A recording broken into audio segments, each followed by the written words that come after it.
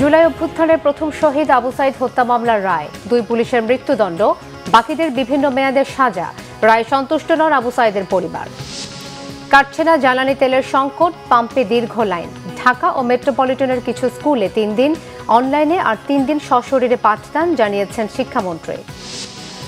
হামের ভয়াবহতা বাড়ছেই, গেল 24 ঘন্টায় আরও 7 শিশুর মৃত্যু। হাসপাতালগুলোতে আইসোলেশন বেডের সংকট, বাড়ছে ভোগান্তি। জালিয়াতির অভিযোগে শেরপুরে জামাত প্রার্থীর ভোট বর্জন, বগুড়ায় পাল্টাপাল্টি অভিযোগ। ভোট সুষ্ঠু হয়েছে বলেছেন সিসি।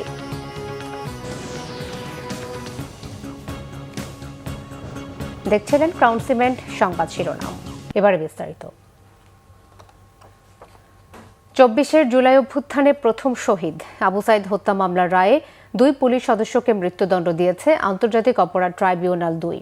পলাতক বরখাস্ত 3 পুলিশ কর্মকর্তাকে দেয়া হয়েছে যাবজ্জীবন। এই রায় প্রত্যাখ্যান করেছে মৃত্যুদণ্ড পাওয়া 2 আসামি, এএসআই আমির হোসেন ও কনস্টেবল সুজন চন্দ্র রায়। এই রায় সন্তুষ্ট নন আবু সাইদের পরিবার। বিস্তারিত সৈকত সাদিকের প্রতিবেদনে। টানা 36 দিনের জুলাই আন্দোলনে 2024-এর 16 আগস্ট পুলিশের গুলির সামনে বুক পেতে দিয়েছিল রংপুর বেগম রোকেয়া বিশ্ববিদ্যালয়ের ইংরেজি বিভাগের শিক্ষার্থী আবু সাইদ। পুলিশের গুলির সামনে এক পর্যায়ে মাটিতে লুটিয়ে পড়ে এই জুলাই যোদ্ধা, যার আত্মত্যাগের মধ্য দিয়েই ছাত্র জনতার জুলাই আন্দোলন সারা বিশ্বে আলোড়ন সৃষ্টি হয়। জুলাই অভ্যুত্থানে প্রথম শহীদ আবু সাইদ হত্যাকাণ্ডের ঘটনায় দায়ের হওয়া মামলায় বৃহস্পতিবার রায় ঘোষণা করেন ট্রাইব্যুনাল 2-এর বিচারপতি নজরুল ইসলাম চৌধুরী। গ্রেপ্তার হওয়া 6 জন এবং পলাতক 24 আসামিসহ মোট 30 আসামিকে বিভিন্ন মেয়াদে সাজা দেয়া হয়। আবু সাইদকে সরাসরি গুলির অভিযোগে 2 পুলিশ সদস্য আমির হোসেন ও সুজন চন্দ্র রায়কে দেয়া হয় মৃত্যুদণ্ড। পলাতক থাকা 3 পুলিশকে দেয়া হয়েছে যাবজ্জীবনের সাজা। একজন হচ্ছে আমির হোসেন, তিনি এএসআই, সুজন চন্দ্র ইনি কনস্টেবল। এই 2 জনের মৃত্যুদণ্ডে দণ্ডিত করা হয়েছে। যাবজ্জীবন সাজা হয়েছে 3 জনের। একজন হচ্ছে আরিফুজ্জামান জীবন, রবিউল ইসলাম নয়ন, বিভূতিভূষণ মাধব।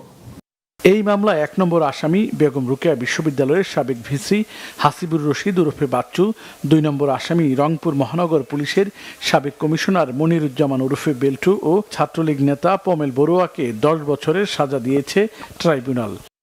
ডক্টর হাসিবুর রহমান বাচ্চু, তিনি রোকেয়া বিশ্ববিদ্যালয়ের সেই হতভাগা ভিসি।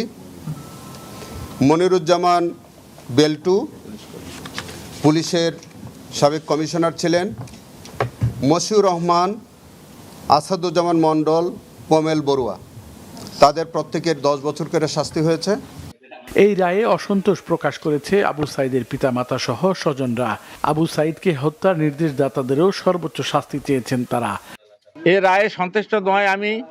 কনস্টেবলের ঘেরে মৃত্যুদণ্ড হয়েছে, তাদের উপর লেভেলের অফিসাররা যারা সমর্থন করেছে গুলি করার জন্য, মারার জন্য, তাদেরাই আড়ে গেছে।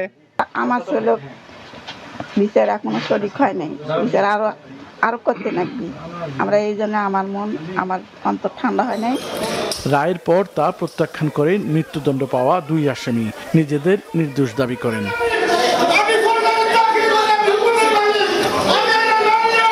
আসামি পক্ষের আইনজীবীরাও রায়ে সংক্ষুব্ধ, আপিল করার কথাও জানিয়েছেন তারা।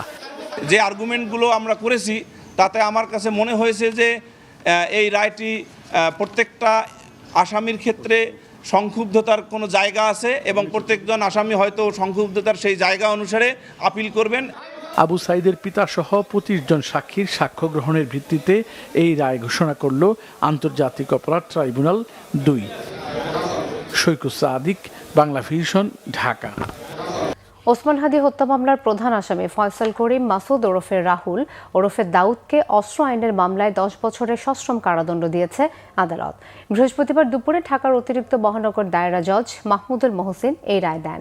গেল রবিবার মামলার যুক্তিতর্ক উপস্থাপন শেষে আদালত রায়ের জন্য আজকের দিন ধার্য করেন। ফয়সাল করিম পলাতক থাকায় তার বিরুদ্ধে গ্রেফতারি পরোয়ানা জারি করে আদালত। 2024 সালের 7 নভেম্বর আদাবরের বাইতুল আমান হাউজিং সোসাইটির একটি ফ্ল্যাটে অভিযান চালায় র্যাব। সে সময় পালানোর চেষ্টাকালে ফয়সাল করিমকে আটক করা হয়। তার বাসায় তল্লাশি চালিয়ে 4 রাউন্ড গুলিসহ বিদেশি পিস্তল উদ্ধার করে র্যাব। এ ঘটনার পরদিন আদাবর থানায় ফয়সাল করিমের বিরুদ্ধে অস্ত্র আইনে মামলা করে র্যাব। গেল বছরের 17 নভেম্বর পর্যন্ত ফয়সাল এই মামলায় জামিনে ছিল। এরপর ওসমান হাদি হত্যার ঘটনার পর থেকে তাকে প্রকাশ্যে আর দেখা যায়নি। এর মধ্যে গত মাসে ভারতে গ্রেফতার করা হয় ফয়সালকে।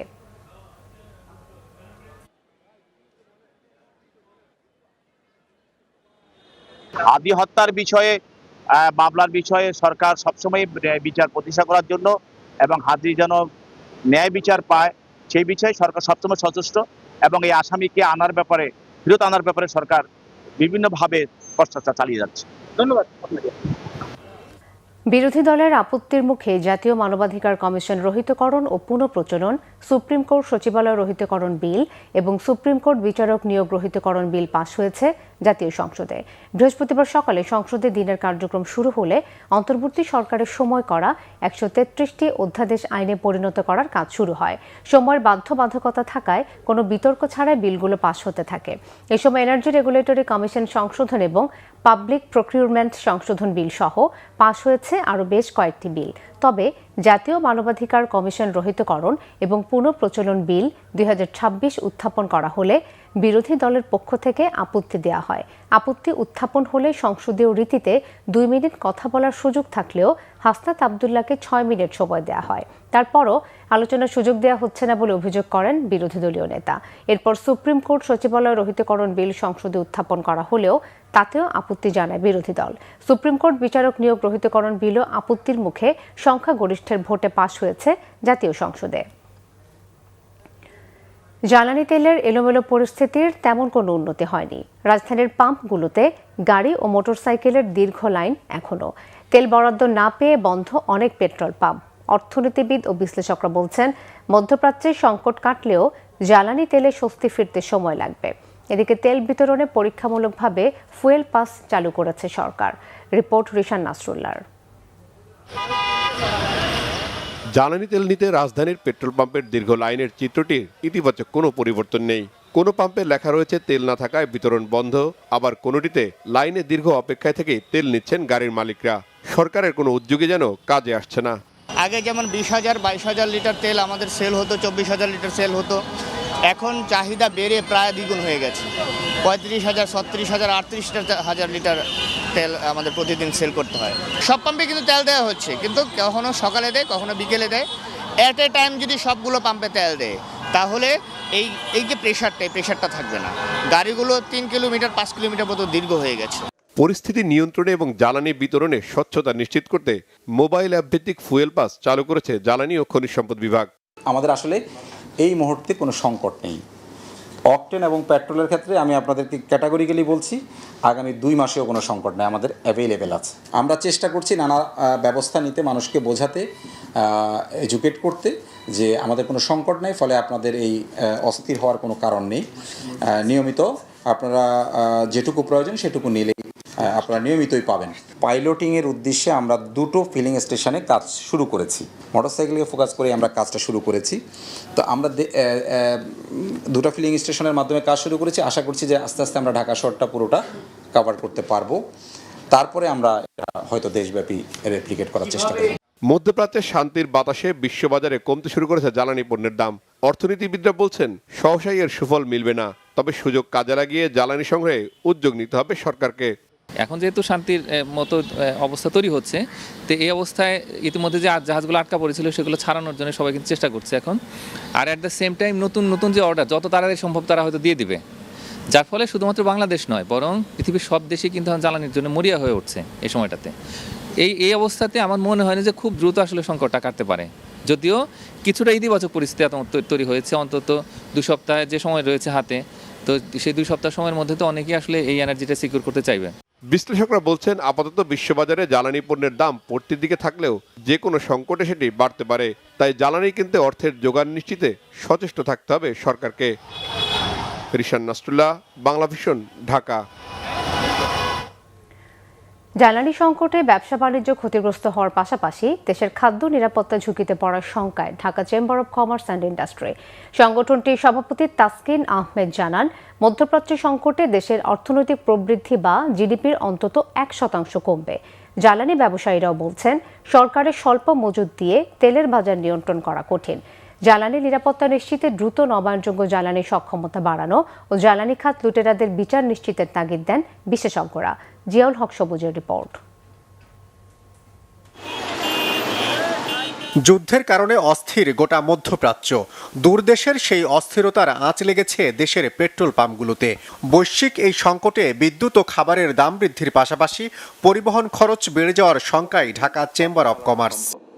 নতুন চালান সময় মতো না পৌঁছালে দেশের একমাত্র রিফাইনারির উৎপাদন প্রক্রিয়া ব্যাহত হওয়ার ঝুঁকি রয়েছে। সংগঠনটির সভাপতি তাসকিন আহমেদ জানিয়েছেন, চাহিদার তুলনায় প্রায় 1000 মিলিয়ন ঘনফুট গ্যাস কম সরবরাহ হচ্ছে।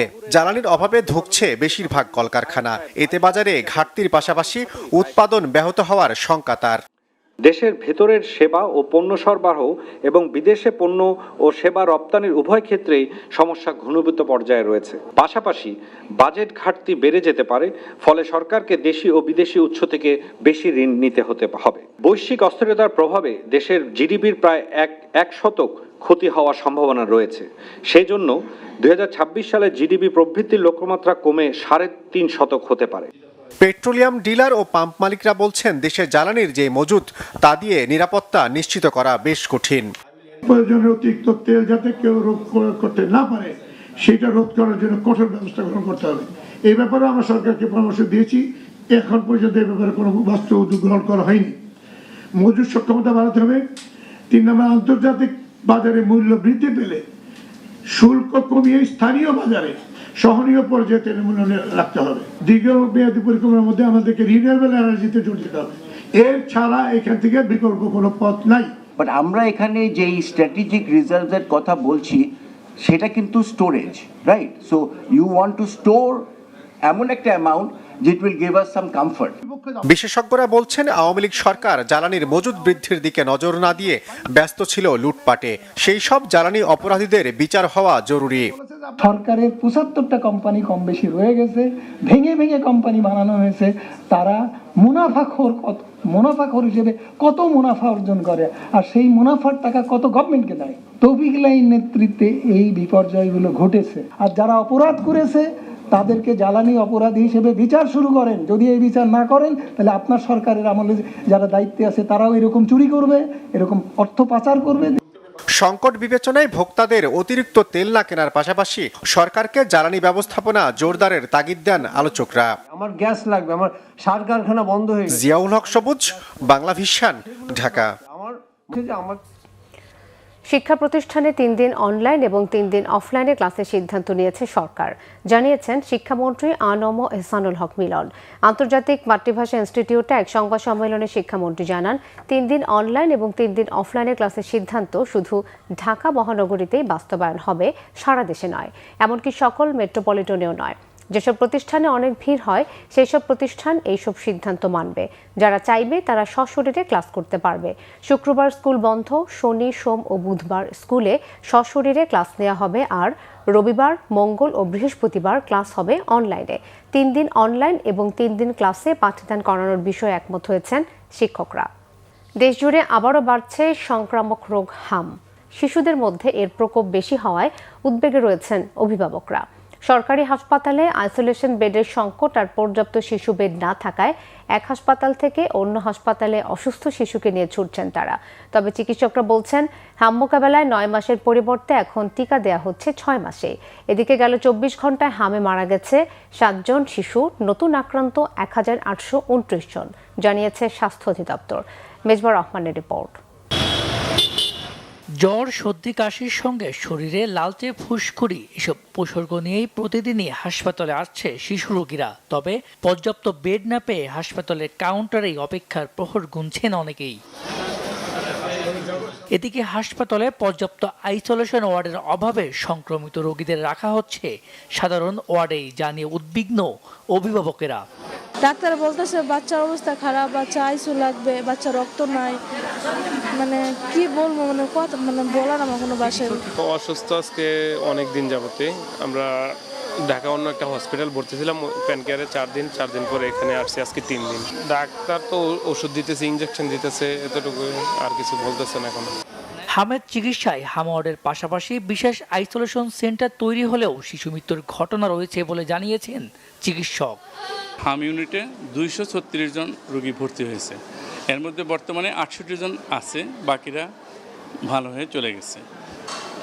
আমি যতটুকু জানি অফিসিয়ালি 2-1টা বাচ্চা হয়তো এক্সপায়ার করেছে।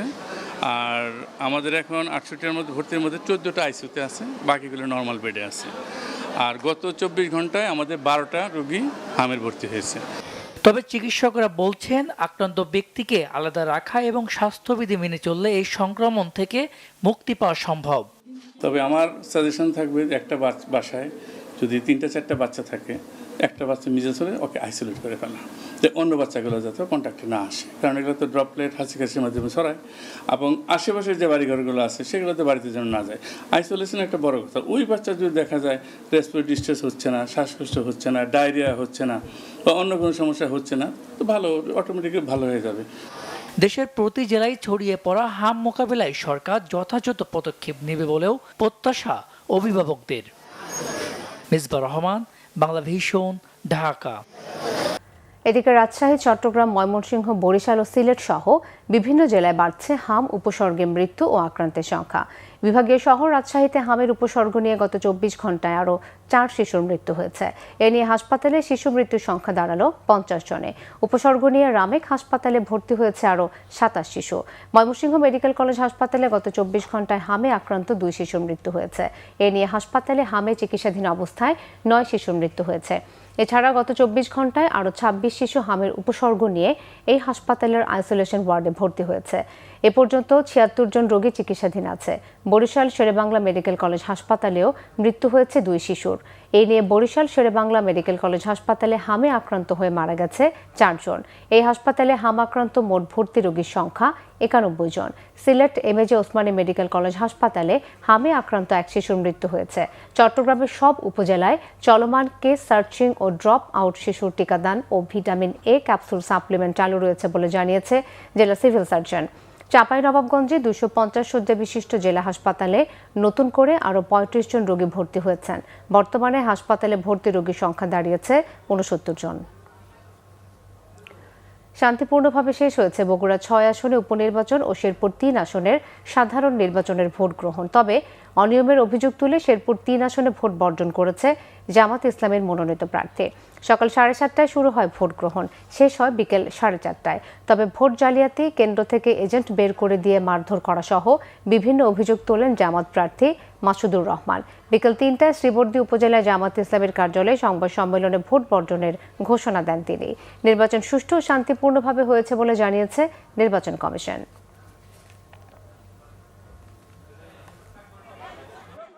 আমাদের ত্রয়োদশ জাতীয় নির্বাচন যেমন সুন্দরভাবে সম্পন্ন হয়েছে, আপনারা দেখেছেন, সারা দেশবাসী দেখেছে, বিশ্ববাসী দেখেছে, এইটাও যাতে অন্তত ওর চাইতে ভালো ছাড়া যাতে খারাপ না হয়, এইটা আমরা জোর দিয়েছি। তো মানুষ শান্তিপূর্ণভাবে আসছে এবং শান্তিপূর্ণ পরিবেশে ভোট দিচ্ছে, শান্তিপূর্ণ পরিবেশে তারা নিজ বাড়িতে ফেরত যাচ্ছে।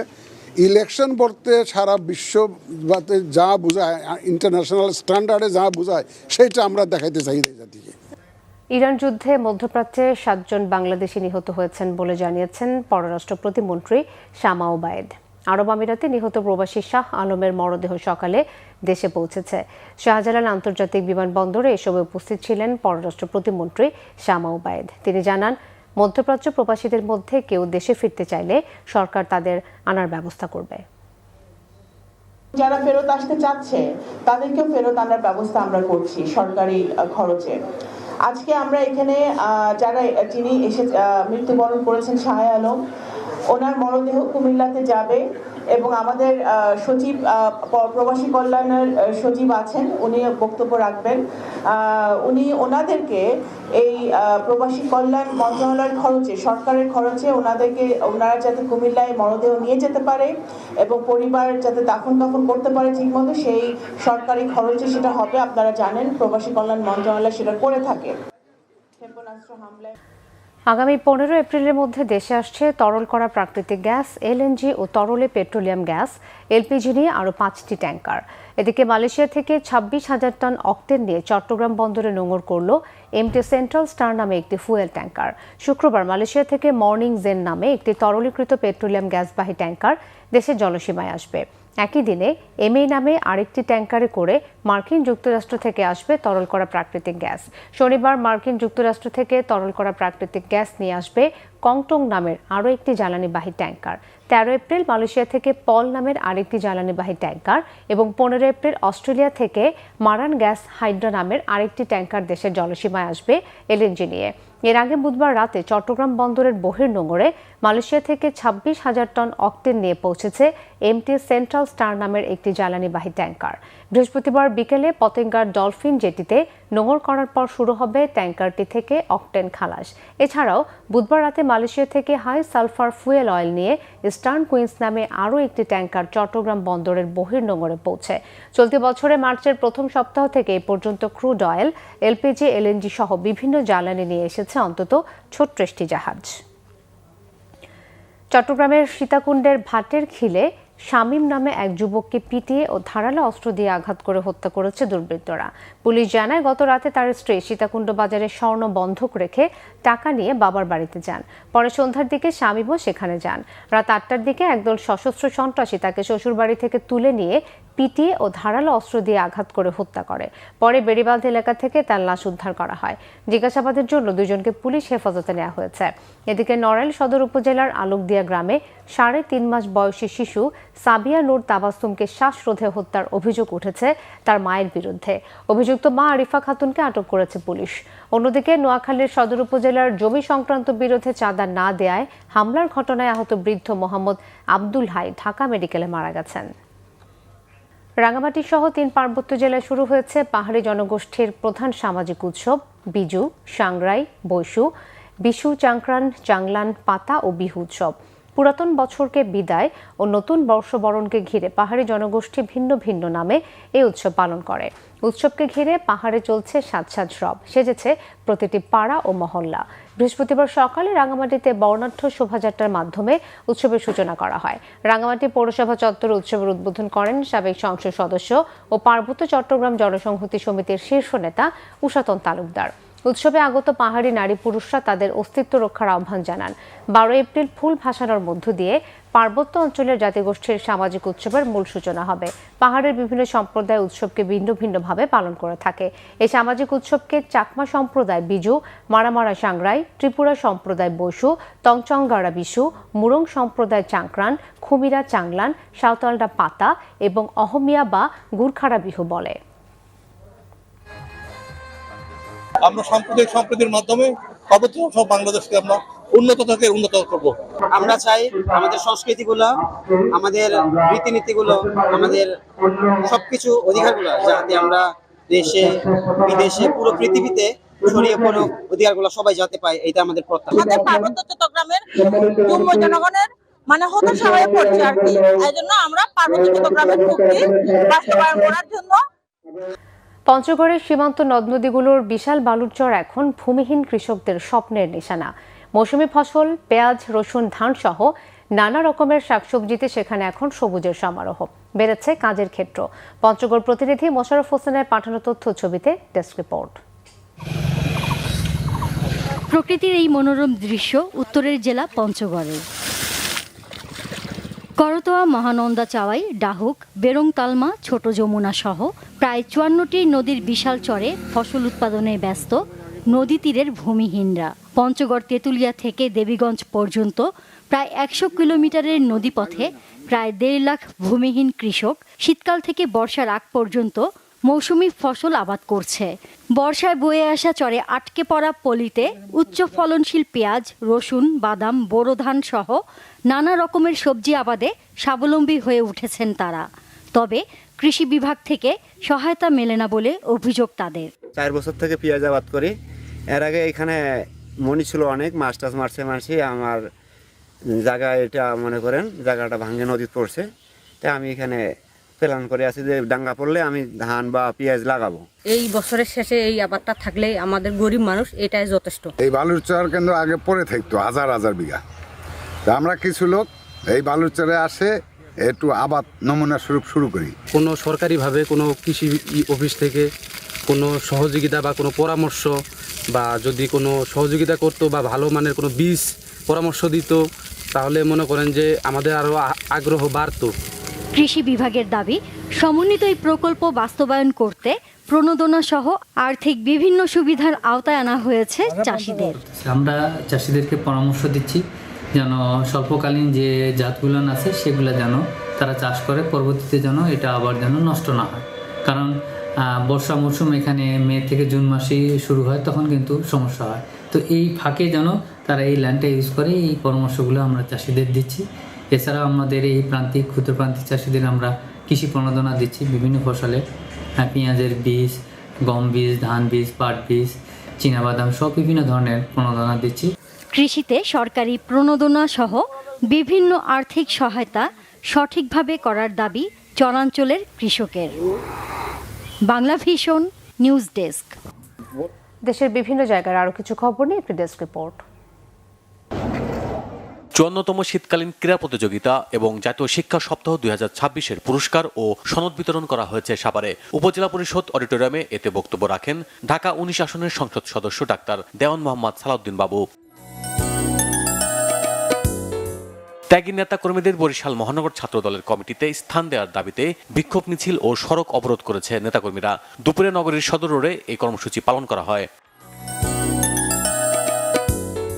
হামরোগ প্রতিরোধে জনসচেতনতামূলক লিফলেট বিতরণ ও মাইকিং করা হয়েছে বাগেরহাটে। দুপুরে জেলা সদর হাসপাতাল চত্বরে জেলা ছাত্র দলের পক্ষ থেকে এই কর্মসূচির উদ্বোধন করা হয়।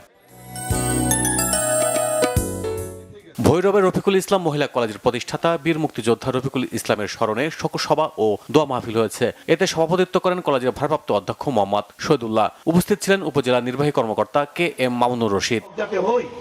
Bangla vision news desk. সংবাদ শেষ করব ক্রাউন সিমেন্ট শিরোনামগুলো আর একবার জানিয়ে।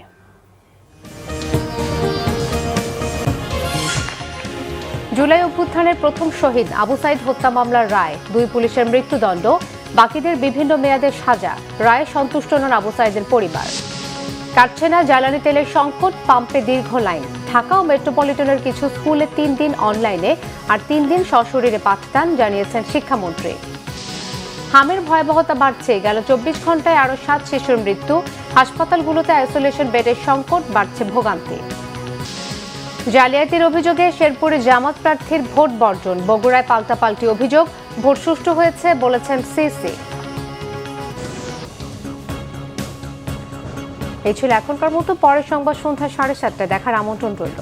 এছাড়া বাংলা ভিশন সংবাদ ও সংবাদ সংশ্লিষ্ট অনুষ্ঠান দেখতে ভিজিট করুন www.bvnews24.com ও facebook.com/banglavisionnews এবং সাবস্ক্রাইব করুন youtube.com/banglavisionnews। ধন্যবাদ।